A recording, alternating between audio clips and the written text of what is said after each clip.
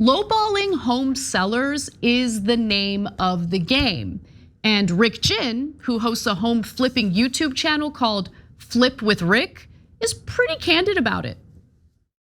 When you make your initial offer on any wholesale or really any investment deal, remember wholesaling is about getting the absolute best price to maximize the profit in any type of real estate deal. When you make your first offer, it should be embarrassingly low. How do I know it's low, Rick? Let me tell you this.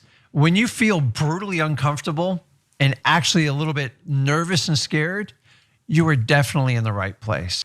If you thought making a lowball offer is gut-wrenching, if you make too high of an offer on your first one and they say yes right off the bat, I gotta tell you, it is a helpless feeling. I have done this multiple times and I learned my lesson. That feeling of making an offer too much is so much worse than that awkward, uncomfortable lowball offer in the beginning.